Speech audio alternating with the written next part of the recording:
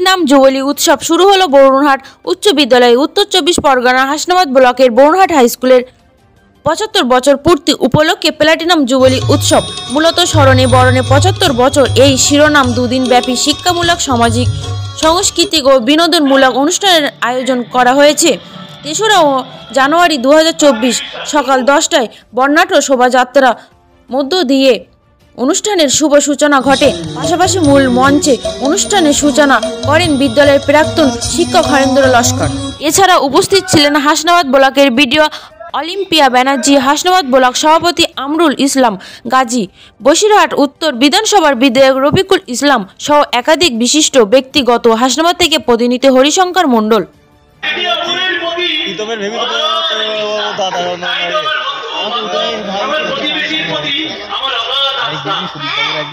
আমরা অনুভব করি আর যে জিনিসগুলো দরকার এই স্কুলের পরিকাঠামোর মধ্যে আরো যদি নতুন নতুন কিছু যোগ হয়, এবং ল্যাবরেটরি হতে পারে, বিশেষ পরীক্ষাগার হতে পারে, লাইব্রেরিটা আরো বড় হতে পারে, আমাদের বিদ্যালয়ের জন্য একটা ভালো ফুলের বাগান হতে পারে, এবং সবচেয়ে দরকার মাত্র 11 শতক জমিতে স্কুলটা। স্কুলের জমিটা খুবই কম আছে, যদি আমাদের পাশে আরেকটু জমি পাওয়া যায়, বিভিন্ন এক্সটেনশন করা যায়।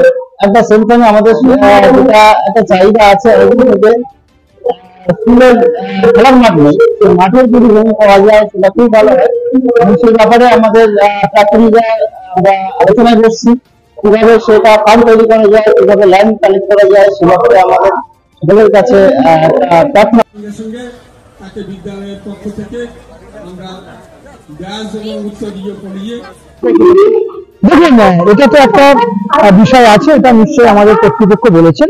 সার্বিকভাবে, সামগ্রিকভাবে আমাদের যে স্থানীয় বিধায়ক আমাদের রয়েছেন, দেবেশ দা রয়েছে, রফিকুল ভাই রয়েছে, আমিরুল ভাই, আরিফারা, আমরা রয়েছে, এটা বসে আলোচনা করে যতটুকু পারবো সদর্থক ভাবে আমরা চেষ্টা করবো। কারণ একটা কথা শুনে এবং সর্বোপরি যেটা শুনলাম যে বিদ্যালয়ে সায়েন্স সিস্টেম নেই 11-12 ক্লাসে, এই সায়েন্স সিস্টেমটা খোলার উদ্যোগ নিলে নিশ্চিত আমি দপ্তরে কথা বলে, মাননীয় মন্ত্রীর কথা বলে আমরা ঐক্যবদ্ধভাবে চেষ্টা করবো যাতে মানে সায়েন্স কিনতে পারে। দেখুন, আমি তো যেটা বলতে চাই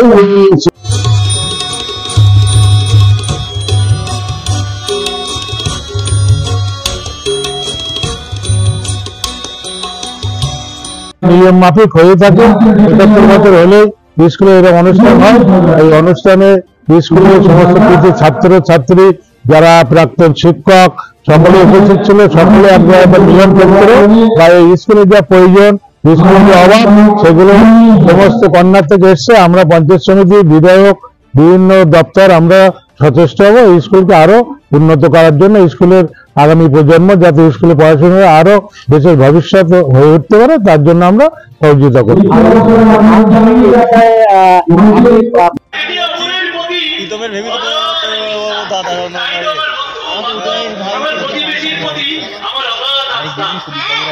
হিঙ্গলগঞ্জ অল নিউজ, সবার আগে খবর দেখতে সাবস্ক্রাইব করুন ও ফলো করুন।